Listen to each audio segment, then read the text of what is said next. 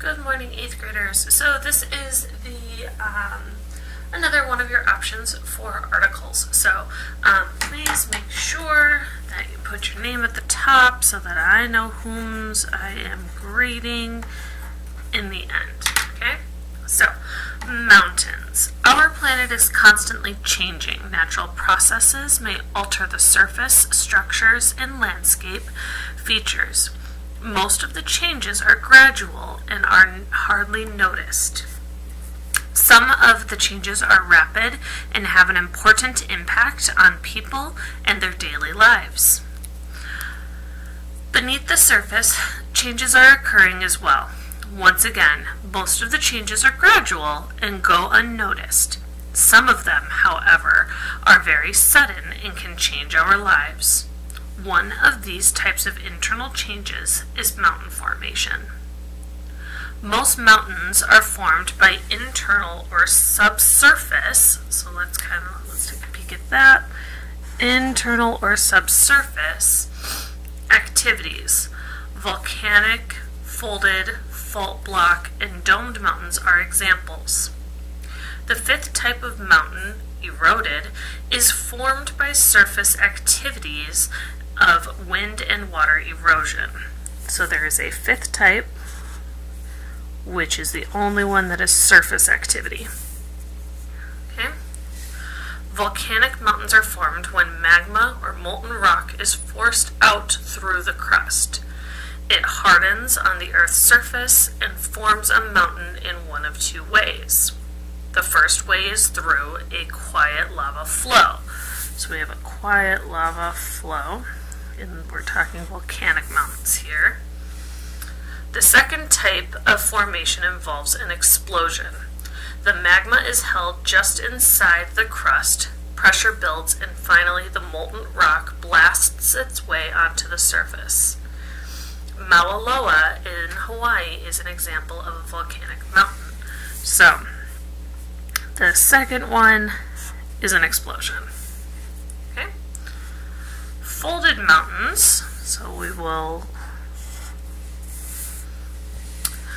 folded mountains are the most common type of mountain. So I think that is important, most common. There are many well-known examples: the Alps, the Himalayas, the Urals, the Rockies, and the Appalachians. In the early stages of formation, thick deposits of sediment forms along the edge of a continent. As the deposits build up, the crust beneath them sinks toward the mantle. The rate of sinking equals the rate of deposition. As the crust and sediments get buried deeper, the pressure and temperature increases. The sediments begin to twist, turn, and fold beneath the pressure. They look a bit like a wave. I think that's pretty important.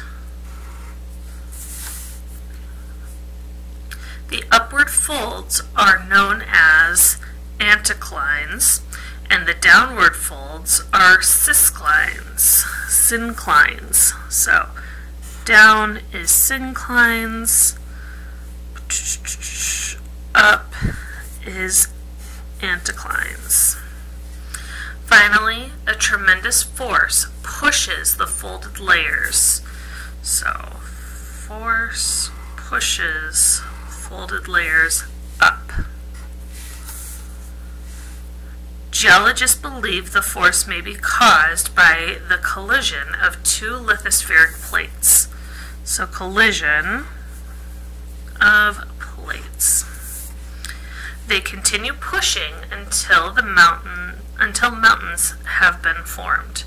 This process takes millions of years. Okay. Awesome. The third type of mountain is the fault block mountain. Like the Sierra Nevadas in Utah and Nevada, geologists believe the Earth's crust bends in as it floats on the plastic-like mantle. So geologist believes that the crust bends, floats on the plastic-like mantle. It continues bending until the pressure becomes too great and the rock forming the crust splits. This area is known as a fault. Pressure beneath the fault area continues to push upward.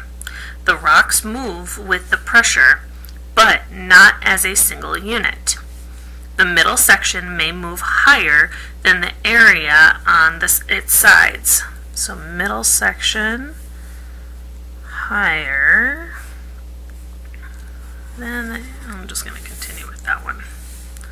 Forming a mountain with two steep sides. The sides may move up, leaving the middle section lower. Once again, the mountains may have steep edges on both sides. Another possibility is that one side will move up at an angle over the other. This form of mountains is one generally sloped side and one steep side. One sloped side, one steep side. The fourth type of mountain is a dome mountain. In its formation, magma is trapped in a pocket beneath the rock layers and is unable to work its way to the surface. So, magma trapped, unable to work its way to the surface. The pressure of the magma pushes up the layers of rocks, forming a rounded mountain shape. The Black Hills of South Dakota are believed to be domed mountains. The final type of mountain is not formed by internal activity. Instead, these mountains are formed by erosion. Plateaus are flat areas that have been pushed above sea level by forces within the earth or have been formed by layers of lava. So we're talking about plateaus.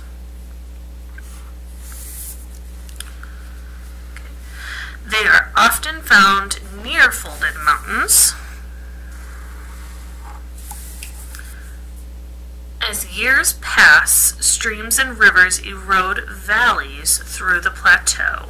So, you have streams and river eroding valleys, leaving mountains standing in between the valleys.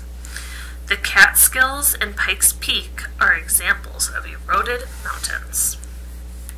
Okay, so that is the article. These are just things that I deemed a little bit more necessary to understand and to come back to, but totally highlight what you deem is necessary. Now, you have 5, call it 6 in the end, questions that need to be answered. So how are volcanic mountains formed? Okay, so make sure you're paying attention to volcanic. What is the most common? How does plate movement affect the formation of folded mountains? How are fault lines important in the formation of fault block mountains? And then how were each of these mountains formed? Okay, so you have to tell me what type. So I'm going to write that in pencil just so it's a little bit easier to see. So this is what type of mountains. Okay? So, take your time, answer thoroughly. I don't want to have to second guess what you're trying to say. But yes, please ask any questions if you have any. And good luck. Thanks, 8th graders.